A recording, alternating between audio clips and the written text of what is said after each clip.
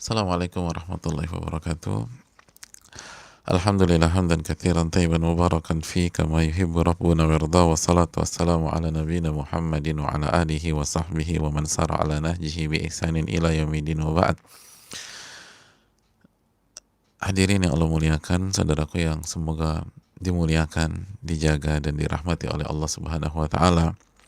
Tidak ada kata yang pantas untuk kita ucapkan pada kesempatan kali ini kecuali bersyukur kepada Allah Subhanahu wa taala atas segala nikmat dan karunia Allah berikan kepada kita, sehingga kita masih bisa bersua pada kesempatan kali ini. Kita bisa meningkatkan iman kita kepada Allah Subhanahu wa taala. Kita bukan hanya sekedar hidup, tapi kita mempelajari apa arti dari kehidupan dan bagaimana kita bisa meraih kebahagiaan di dunia maupun di akhirat. Oleh karena itu bersyukurlah dan terus bersyukurlah kepada Allah Subhanahu wa taala.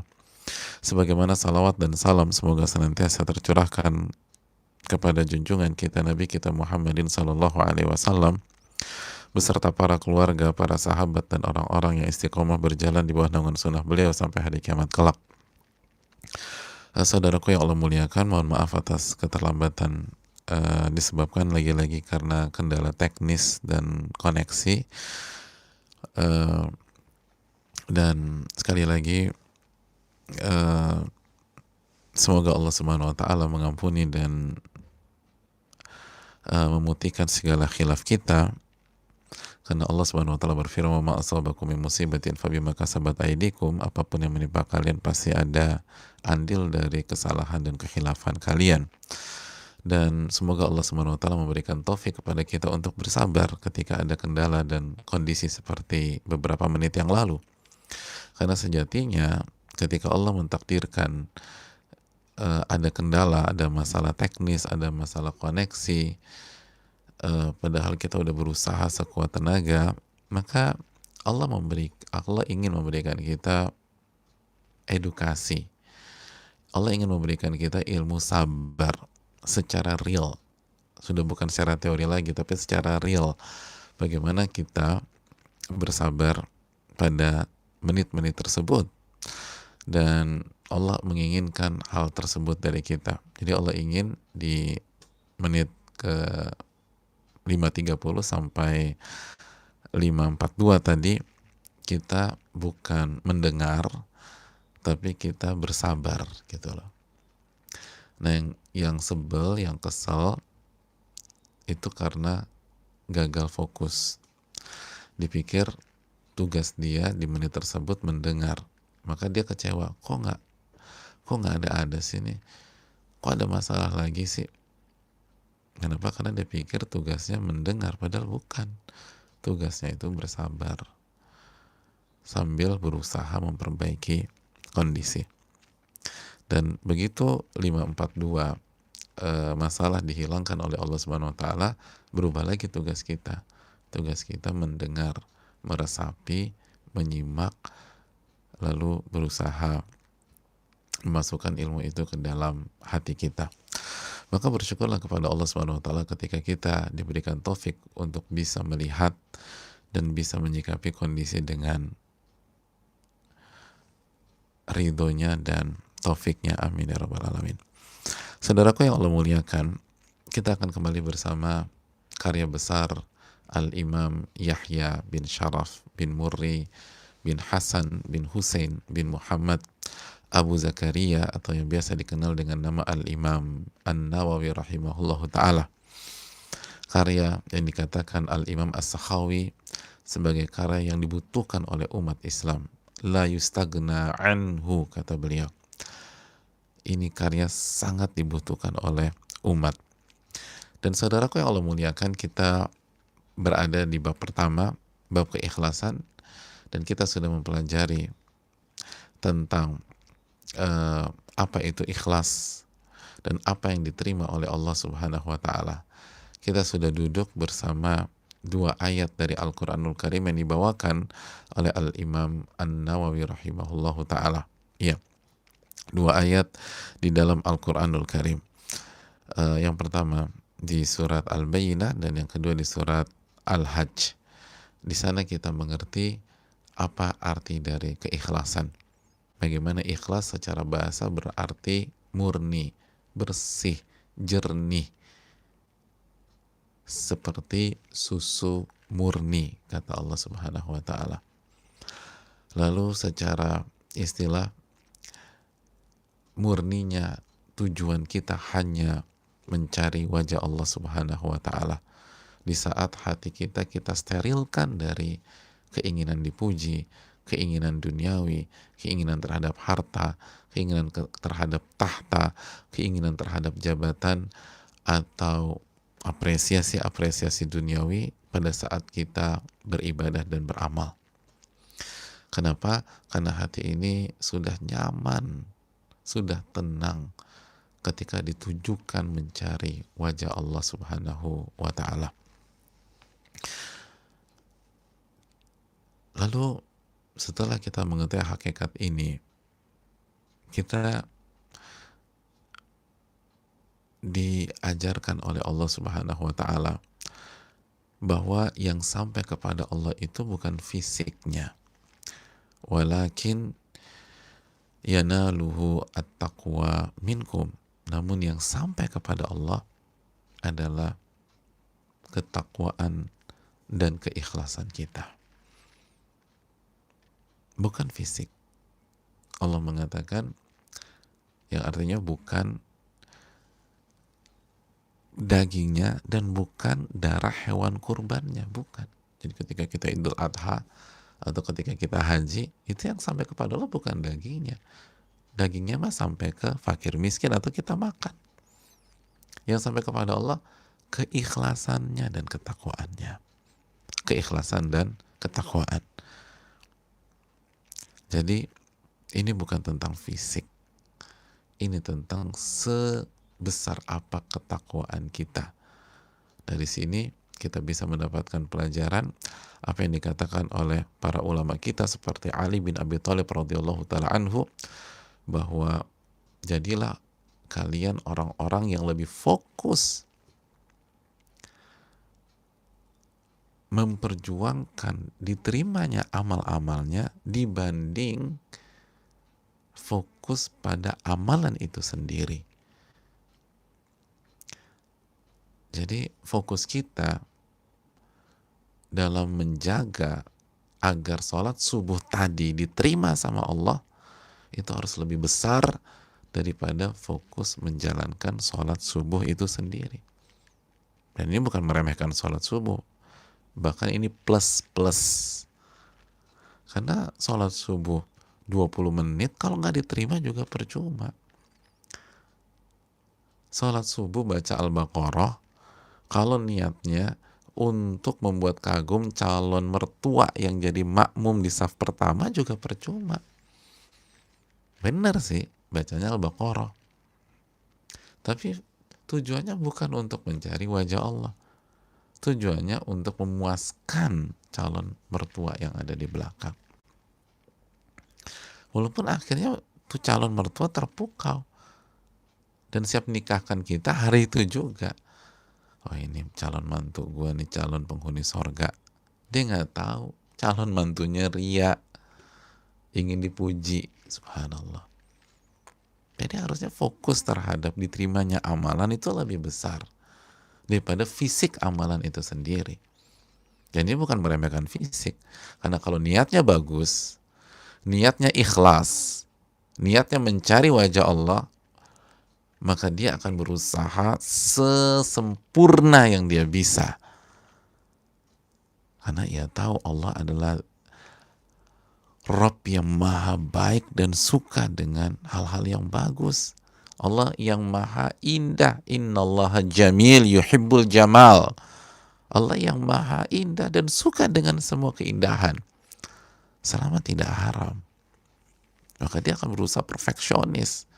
Dia berusaha habis-habisan, bukan hanya secara fisik, tapi secara batin.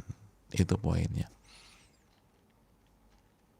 Dan yang kedua kita jelaskan juga kemarin, dan ini juga membuat kita, kalau ternyata kita tidak bisa membuat atau menyuguhkan atau mengerjakan ibadah yang perfect secara fisik karena keterbatasan kita, karena ketidakmampuan kita, pengen banget donasi gede-gedean, tapi apa daya, hanya bisa transfer 5.000.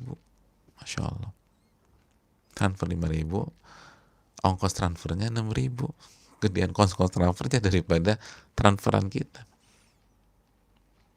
Karena dia hanya punya 11.000 mungkin.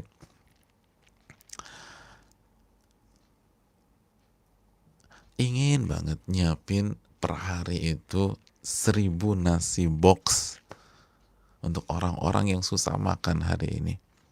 Tapi apa daya, mampunya cuman 2 nasi box per hari. Maka ini adalah sebuah solusinya. Tenang aja, yang nyampe bukan fisiknya, yang nyampe walakin yanaluhu taqwa minkum, keikhlasan dan ketakwaannya. Makanya Nabi SAW bersabda, sabaqa dirhamun mi'ata alfi dirham. 1 dirham bisa mengalahkan 100.000 dirham. Kenapa? Karena keikhlasan satu lebih tinggi daripada 100.000 dirham tersebut. Karena niat berkorban, niat untuk habis-habisan dalam beramal saleh lebih besar daripada 100.000 tersebut. Sebagaimana sabda Nabi, itu orang cuma punya 2 dirham, 1 dirhamnya dikasih, berarti 50% dari hartanya dikasih. 50% loh. Adapun yang 100.000 hartanya gila-gilaan, di mana-mana hartanya, dan dia cuma ngasih 100.000 deh, mungkin 1% dari hartanya, mungkin setengah, 0,5% dari hartanya. Maka 1 dirham lebih tinggi pahalanya daripada 100.000 dirham. Kenapa? Walakin yanaluhu taqwa minkum. Yang sampai kepada Allah adalah ketakwaan dan keikhlasannya. Sedalam apa keikhlasan orang tersebut. Oleh karena itu, ini membuat kita tidak boleh berkecil hati, khususnya di saat-saat yang penuh keterbatasan ini. Semua bisa berbuat, semua bisa berkarya, semua bisa beramal, semua bisa beribadah, insyaallah ta'ala. Dan Allah Maha Adil. Yang sampai adalah keikhlasan kita, amalan hati kita, dan ketakwaan kita.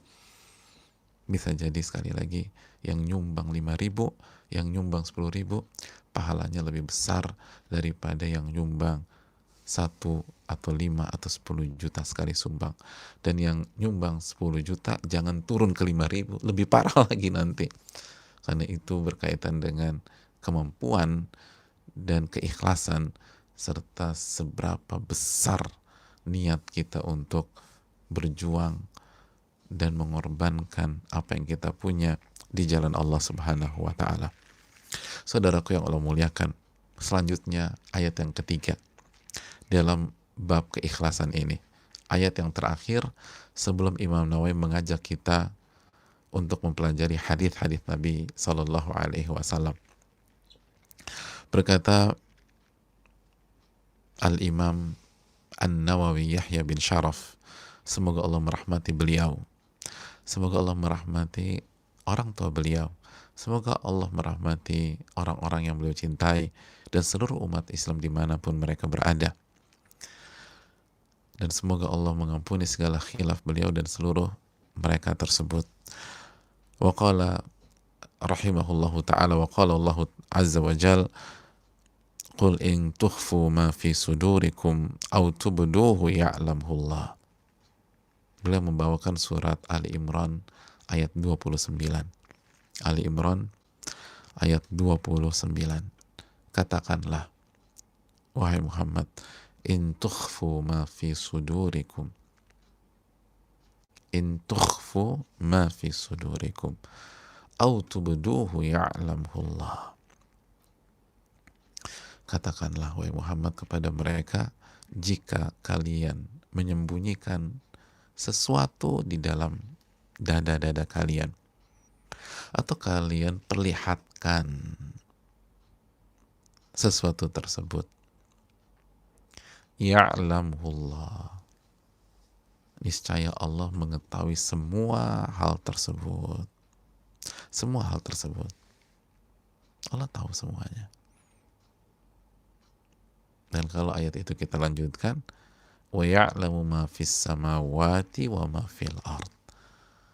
Dan Allah mengetahui seluruh yang ada di langit-langit dan seluruh yang ada di bumi ini. Wallahu ala kulli syai'in qadir. Dan Allah maha mampu atas segala sesuatu. Saudaraku yang Allah muliakan, beliau mengajak kita bersama dengan ayat ke-29 dari surat Ali Imran ini. Beliau ingin menjelaskan sebuah fakta yang sangat mahal dan mewah. Sebuah fakta yang merubah kehidupan seseorang. Sebuah fakta yang disampaikan oleh Allah Subhanahu wa Ta'ala bukan hanya di satu ayat, tapi di beberapa ayat di dalam Al-Quranul Karim. Sebut saja surat At-Taghabun ayat 4, persis dengan ayat ini. Allah berfirman, ya'lamu ma fis samawati wal ard. Dan Allah mengetahui seluruh yang ada di langit dan di bumi. Wa ya'lamu ma tusirruna wa ma tu'linun. Dan Allah mengetahui apa yang kalian sembunyikan dan apa yang kalian perlihatkan dan tampakkan. Allahu alimun bidzatis sudur. Dan Allah maha mengetahui apa yang ada di dalam dada-dada manusia. Saudaraku yang Allah muliakan,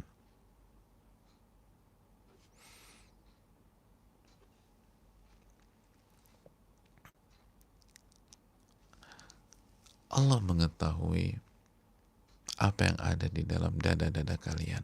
Apa maksud berada di dalam dada-dada? Yang dimaksud dalam dada adalah hati. Iya, al-qalb, qalbun. Sebagaimana surat Al-Hajj ayat 46. Ketika Allah Subhanahu wa Ta'ala berfirman, fa innaha la ta'mal absar. Sesungguhnya bukan mata yang buta. Sesungguhnya bukan mata yang buta. Walakin ta'mal qulubul lati fis sudur. Namun yang buta adalah hati yang ada di dalam dada. Hati yang ada di dalam dada. Ayat ini menunjukkan bahwa ketika Allah berfirman, qul in tukhfu ma fi sudurikum, katakanlah jika kalian menyembunyikan sesuatu di dalam dada kalian, itu maksudnya di dalam hati kalian. Apa yang kita sembunyikan dalam hati kita? Au tubduhu, au kalian perlihatkan, kalian tampakkan, kalian kasih lihat. Ya'lamhullah. Semuanya Allah tahu. Semuanya Allah tahu. Saudaraku yang Allah muliakan, mengapa ayat ini dimasukkan oleh Al-Imam An-Nawawi rahimahullahu ta'ala? Beliau ingin memberikan pesan besar kepada kita bahwa bagi Allah sama saja antara yang disembunyikan dengan yang diperlihatkan. Bagi Allah nggak ada bedanya. Mau kalian sembunyikan, mau kalian kemas sehalus apapun, mau packagingnya serapet apapun,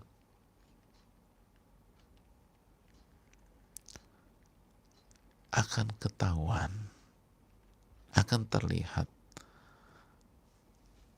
Dan kondisinya bagi Allah sama saja dengan jika kalian perlihatkan, nggak ada bedanya.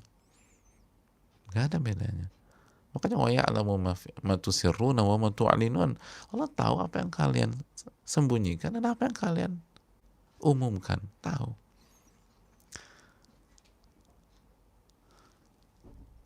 Semua yang ada di alam semesta ini Allah tahu. Yang ada di langit Allah tahu, dan yang ada di bumi Allah tahu.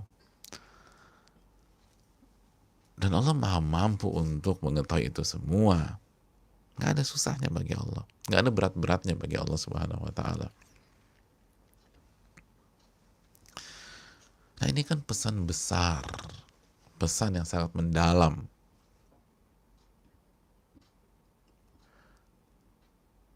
Peringatan yang sangat tegas bagi orang yang tidak ikhlas. Bagi orang yang ketika ibadah mengharapkan wajah A, wajah B, wajah C. Mengharapkan pujian temannya, mengharapkan pujian orang, mengharapkan sanjungan dari amal ibadah dan amalan yang dia lakukan.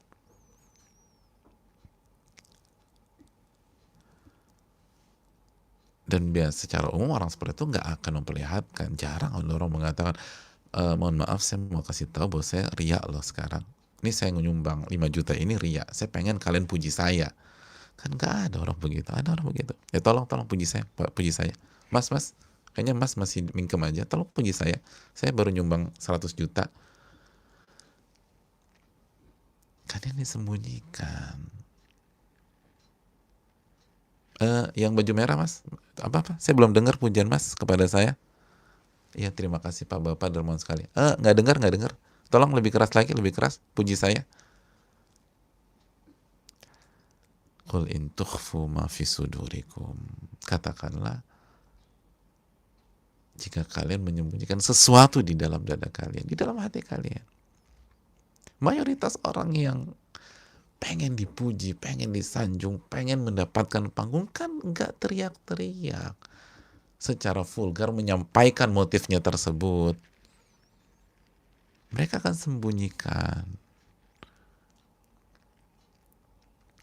Mereka akan sembunyikan. Mereka nggak perlihatkan. Tapi kalau mereka perlihatkan pun, semua Allah tahu. Qul in tukhfu ma fi sudurikum au tubduhu ya'lamhu Allah. Atau yang kalian perlihatkan, Allah tahu. Ya'lamhu Allah. Allah tahu semuanya. Jangankan kalian, wa ya'lamu ma fis samawati wa ma fil ard. Semua yang ada di langit dan bumi Allah tahu. Allah tahu COVID-19 ada di mana, Allah tahu. Kita yang nggak setengah mati nggak tahu. Sampai dilakukan swab dan lain-lain. Allah tahu. Ada di sini, ada di sini, ada di sini, ada di sini.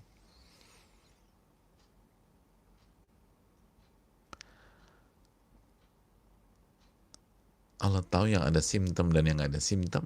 Allah tahu.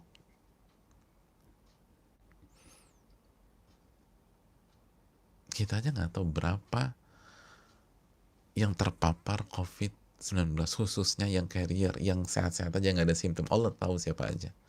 Si A sebenarnya COVID, tapi imunitasnya bagus. Si B, si C, si D, semua Allah tahu. Allah tahu. Berapa kasus di Jakarta Allah tahu. Berapa kasus di Bekasi Allah tahu. Berapa kasus Tangerang Allah tahu. Berapa kasus di Jawa Barat Allah tahu. Berapa kasus di Jawa Tengah Allah tahu. Udah tersebar kemana aja Allah tahu. Apalagi cuma tahu isi hati Anda, Allah tahu semua kok.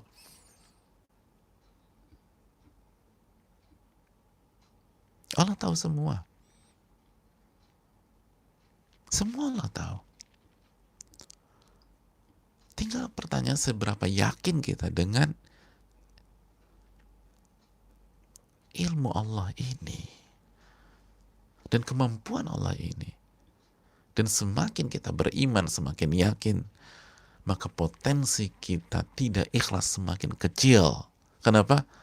Karena orang yang tidak ikhlas itu sama saja melakukan misi bunuh diri. Ketahuan. Itu kayak dulu kita nyontek depan pengawas kita. Ini pengawas kita depan kita nih. Kita buka contekan, kita nyontek. Bro, lo bunuh diri.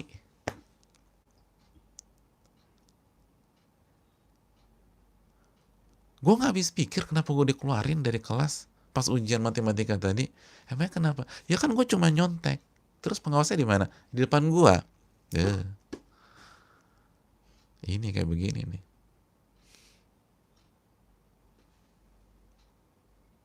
Sama, orang yang pengen dipuji, pengen disanjung, pengen diakui, pengen dengan sholatnya, dengan puasanya, dengan zikirnya, dengan donasinya, dengan infaknya, dengan sedekahnya, dengan perhatiannya, itu sama saja melakukan misi bunuh diri. Allah tahu semua kok, mana yang ikhlas, mana yang enggak. Oh, ini cari muka nih, oh, ini cari panggung, oh, ini cari pujian. Bener, dia kasih donasi banyak banget, tapi cuma cari panggung dan cari sanjungan orang. Qul in tukhfu ma fi sudurikum aw tubduhu ya'lamullah. Hadirin yang Allah muliakan.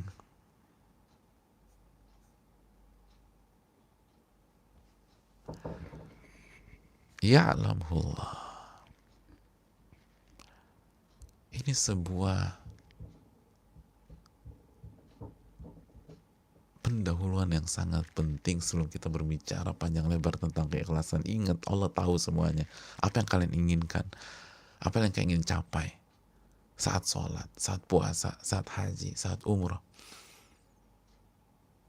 saat memposting, saat menyampaikan. Kita semua. Kita nggak lagi bicara orang, ini kita. Kata Imam Malik, kuntu ata'allamu li nafsi, saya belajar untuk diri saya sendiri.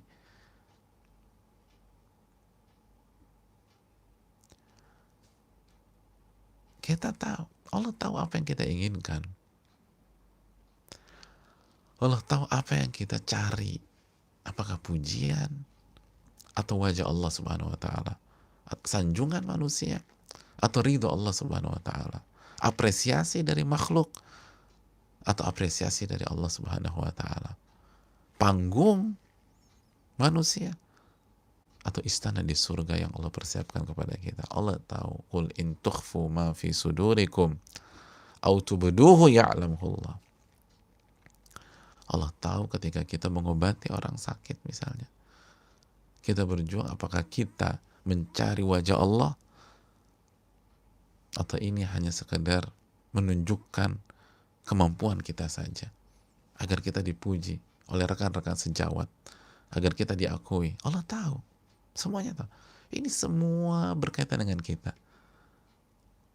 berkaitan dengan saya misalnya saat mengisi kajian, berkaitan dengan jamaah atau saudaraku yang sedang mendengar kajian dan belajar menuntut ilmu, berkaitan dengan setiap orang yang menyumbang, setiap orang yang mendonasi, setiap orang yang berkarya, setiap orang yang membantu sesama di hari-hari ini. Ini berkaitan dengan para dokter dan pejuang-pejuang medis, perawat, dan health workers yang lain. Ini berkaitan dengan orang-orang yang berada di garda depan. Ini berkaitan dengan volunteer yang hilir mudik, bantu sana bantu sini, bagi-bagi masker. Ini berkaitan dengan orang-orang yang tidak terpantau oleh kamera atau omongan orang, seperti yang memberikan jasa kebersihan, para office boy, atau yang mengantar jenazah di mobil jenazah dan seterusnya. Semua berkaitan. Untuk apa kita lakukan ini? Untuk apa kita lakukan ini? Apakah untuk mendapatkan kata terima kasih dari orang atau mencari wajah Allah Subhanahu wa taala? Sebagaimana kita sudah bahas, kita yang mendapatkan bantuan, kita yang mendapatkan kebaikan harus berterima kasih. La yashkurullah man la yashkurun nas. Tidak bersyukur kepada Allah orang yang tidak bersyukur kepada manusia. Kita berusaha membalas, man sana'a ilaikum ma'rufan fakafi'uh. Barang siapa yang memberikan kamu kebaikan, maka balaslah dia, kata Nabi SAW. Tapi di kotak yang lain, pada saat kita melakukan kebaikan, pada saat kita bantu, pada saat kita ini, jangan pernah berharap itu semua. Jadi mainlah di kotak kita masing-masing. Pada saat kita mendapatkan kebaikan, balas atau berterima kasih. Sebaliknya, pada saat kita memberikan kebaikan atau membantu atau beribadah, jangan pernah berharap pembalasan dari orang, maksudnya reward dari orang, apresiasi atau kata terima kasih. Dan tidak ada bermain cantik dalam masalah tidak ikhlas, nggak ada gunanya. Karena Allah tahu, Allah ngerti, semua ketahuan, semua ketahuan. Mau sehalus apa, secantik apa kita dalam mencari pujian orang, Allah tahu. Oh, cari pujian. Oh, pengen disanjung, pengen diangkat. Incerannya yang mengapresiasi banyak. Allah tahu. Allah tahu. Saudaraku yang Allah muliakan, ada faedah menarik dari sebagian para ulama tafsir ketika menjelaskan closing statement dari ayat ini. Akhir dari ayat ini, Allah mengatakan wallahu ala kulli syai'in qadir.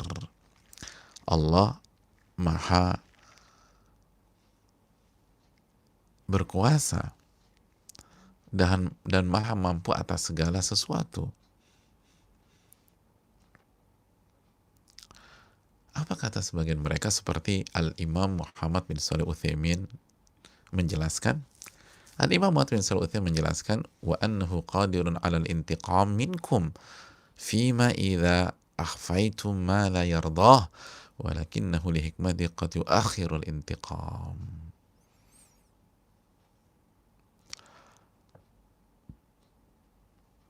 Kata beliau, Allah mampu menghukum kalian jika kalian menyembunyikan hal-hal yang tidak Allah ridhoi dalam hati kalian. Allah mampu menghukum kita pada saat kita tidak ikhlas, pada saat kita mengharapkan pujian, mengharapkan sanjungan, mengharapkan panggung dunia dari amal soleh atau dari amalan dan ibadah-ibadah kita. Allah mampu menghukum kita karena Allah mampu melakukan segala sesuatu. Tapi seringkali Allah tidak hukum kita di detik itu. Di hikmati qad yuakhirul intiqam. Karena kebijaksanaannya lah seringkali Allah menunda hukuman tersebut. Kasih waktu buat dia. Kasih waktu untuk dia. Gak langsung. Gak langsung. Allah gak tidur, Allah tahu. Beda sama pengawas ya. Pengawas kan kita nyontek, ketahuan. Kertas kita diambil, suruh keluar. Enggak, Allah enggak. Seringkali enggak demikian. Kasih waktu. Sepekan kemudian. Mungkin sebulan. Mungkin setahun. Nanti akan ada. Kenapa demikian? Kata para ulama, dengan kebijaksanaannya. Di antara hikmahnya, Allah kasih waktu kita untuk tobat, saudaraku. Allah kasih waktu kita untuk membersihkan diri. Tadi Anda cari pujian orang loh, tobat sekarang, tobat. Sebelum Allah hukum. Sebelum Allah kasih azab kepada kita. Coba segera tobat. Dan kalau orang gak mau tobat juga, ini istidraj. Diulur. Sama kayak orang melakukan sebuah kesalahan, anak sekolah cabut nih, kabur, jam ketiga, jam keempat, manjat pagar, atau loncat tembok belakang. Dan hari itu hari pertama kali cabut, pertama kali bolos dari sekolah, bukan bolos dari awal. Kira-kira perasaan gimana? Deg-degan. Ketawa, gue ketahuan gak ya, gue ketahuan gak ya. Terus dilihat pelajaran yang bolos atau cabut pelajaran apa, oh ternyata pelajaran geografi sama matematik. Di absen nanti ditanyain apa ya, nanti teman-teman bilang nggak, tadi ada si Budi bu, Anto ada tadi bu, oh kena deh. Oh deg-degan, agak gelisah, walaupun masih main, udah main tapi gelisah,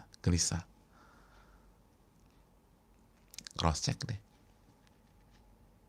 Habis pada sekolah selesai ketemu teman-teman yang masuk, balik lagi, atau telepon malamnya, atau ketemuan, mungkin ada apa ekskul futsal atau basket atau pencinta alam atau apalah, atau ketemu di kursus bahasa Inggris bareng. Lu kemana lo tadi? Iya nih gue cabut nih. Gimana? Ada apa sih? Enggak sih, nggak ada apa-apa, ngebetain juga. Di absen nggak? Nggak di absen. Oh nggak di absen? Enggak, lu kan tuh sendiri. Guru kita yang satu itu nggak pernah absen. Iya sih, makanya gue berani cabut. Iya, Masya Allah. Itu akhirnya apa? Oh, nggak diapa-apain nih. Akhirnya besok, lu mau cabut juga nggak? Mau cabut lagi nggak? Kemarin kan aman kita. Yaudah gue cabut lah yang kedua. Merasa aman, cabut yang ketiga, cabut keempat. Akhirnya sering bolos. Kenapa? Karena merasa nggak dihukum. Coba kalau sekali cabut langsung, besoknya kepala sekolah langsung depan sekolah. Kamu, kemarin kemana? Enggak kemana-mana. Jangan bohong. Enggak. Ada CCTV. Nunduk aja. Iya pak. Kira-kira berani cabut lagi besok? Nggak berani.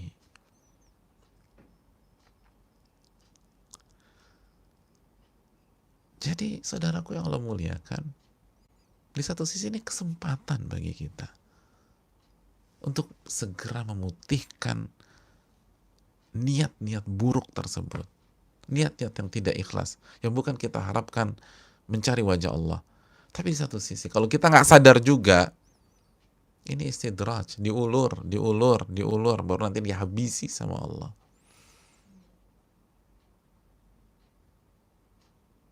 Karena Allah ingin menguji keimanan kita. Karena Al-Quranul Karim ini hidayah, ini petunjuk, tapi bukan untuk semua orang. Alif Lam Mim dzalikal kitabu la raiba fihi hudal lil muttaqin. Alif Lam Mim, kitab ini tidak ada keraguan sama sekali di dalamnya, sebagai petunjuk bagi orang-orang yang bertakwa. Siapa orang bertakwa? Alladzina yu'minuna bil ghaib, yang beriman kepada hal-hal yang tidak terlihat, yang gaib, yang intangible, yang nggak bisa ditangkap oleh indera kita, mata, telinga, tapi kita yakin Allah maha melihat. Itu kan ujiannya. Makanya Allah nggak langsung, secara umum Allah nggak langsung hukum. Allah ingin uji. Oh enggak, ya udah istidraj. Makanya kan ketika Allah berbicara tentang pembalasan kepada orang-orang kafir dalam surat At-Tariq ayat 17, apa kata Allah? Famahilil kafirina amhilhum ruwaida. Famahilil kafirin amhilhum ruwaida. Allah katakan itu kan, jemaah sekalian. Allah katakan itu. Fala tasta'jil lahum. Famahilil kafirin. Jangan terburu-buru menghukum mereka.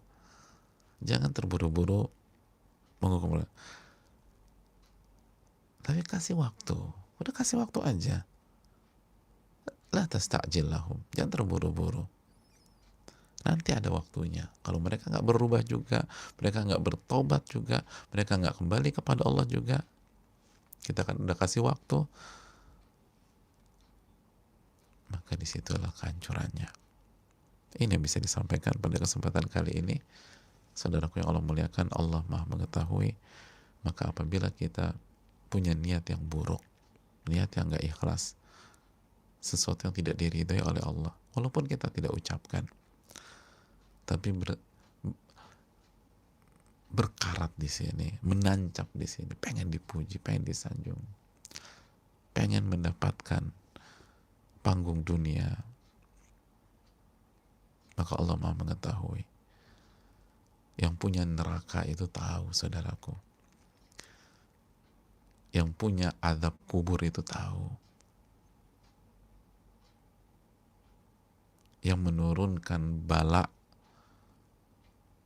bencana-bencana di dunia ini tahu apa yang kita lakukan.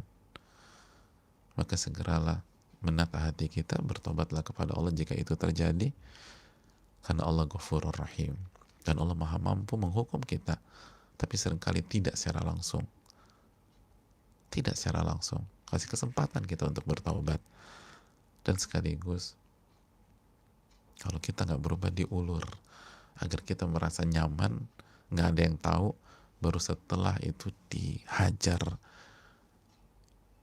oleh bencana-bencana yang mengerikan. Dan khawatir itu bisa terjadi pada kita jika kita tidak mengambil ibrah dalam masalah ini. Ini yang bisa disampaikan, semoga bermanfaat. Subhanakallahumma asyhadu an la ilaha illa anta astaghfiruka wa atubu ilaik. Dan insyaallah pertemuan akan datang kita masuk ke hadis yang pertama biidznillah taala. Assalamualaikum warahmatullahi wabarakatuh.